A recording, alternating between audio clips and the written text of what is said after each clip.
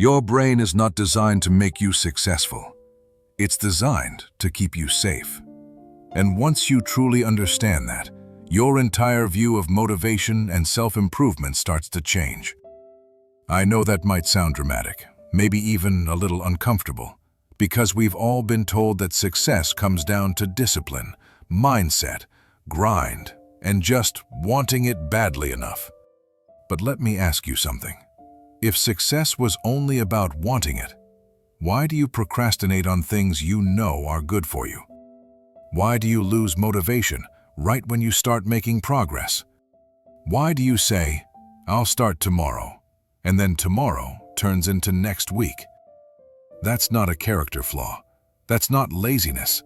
That's your brain doing exactly what it was built to do.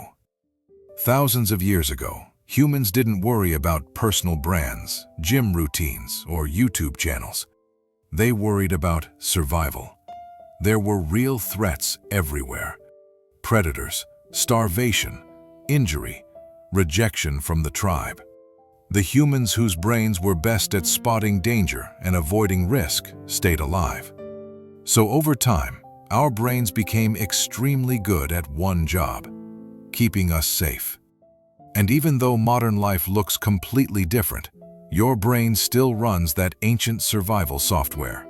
Every situation gets scanned with one main question: is this safe? Not, will this make me successful? Not, will this make me proud? Just, is this safe? And here's where it gets interesting. Your brain treats anything unfamiliar as potential danger, even if it could improve your life. Starting a new habit? Unfamiliar. Posting your first video? Unfamiliar. Applying for that opportunity? Unfamiliar. Waking up earlier? Unfamiliar. And unfamiliar means unpredictable. Unpredictable means risky. And risky, to your brain, means unsafe. So what happens? Resistance. You suddenly feel tired. You check your phone.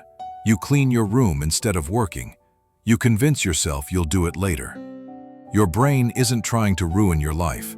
It's trying to protect you from uncertainty. The problem is, growth requires uncertainty. Everything that moves your life forward exists just outside your comfort zone. But comfort feels safe. Comfort feels predictable. And predictable equals survival in your brain's language. That's why scrolling feels easier than building. That's why staying quiet feels easier than speaking up. That's why sticking to old habits feels easier than changing them. Your brain would rather keep you in a small, familiar space than risk a bigger, unknown one. And this is also why willpower doesn't last. Willpower feels powerful in the moment, like you're in control. But it's really just a short burst of energy pushing against a much deeper system. It's like trying to hold open a heavy door that automatically swings shut. You can fight it for a while. You might even feel strong doing it. But eventually your arm gets tired and the door closes. Not because you're weak, but because the mechanism is strong. Your nervous system, your hormones, your emotional patterns, they are all wired to prefer short-term safety over long-term growth. Comfort now beats progress later. That's why "I'll start tomorrow" feels so convincing. Tomorrow feels less scary because it's not happening yet. But when tomorrow becomes today, your brain runs the same safety check and decides maybe tomorrow sounds better again. And the cycle continues. So the real question becomes, how do you grow if your brain is wired to resist change? The answer is not to fight it harder. Fighting your own brain is exhausting, and you will lose in the long run. Instead, you work with it. You stop asking, "How do I force myself to be motivated?" and start asking, "How do I make this feel safe?" That shift changes everything. Because when something feels safe, your brain stops resisting it. And how do you make growth feel safe? You shrink it. You make it small enough that your brain doesn't panic. Instead of 2 hours at the gym, you go for 10 minutes. Instead of writing an entire chapter, you write one paragraph. Instead of changing your whole life overnight, you change one small action today. Small wins don't trigger your survival alarm. They send a different signal. We tried this, and nothing bad happened. Your brain collects evidence. It updates its model. Slowly, what was once unfamiliar becomes normal. And once something becomes normal, it becomes safe.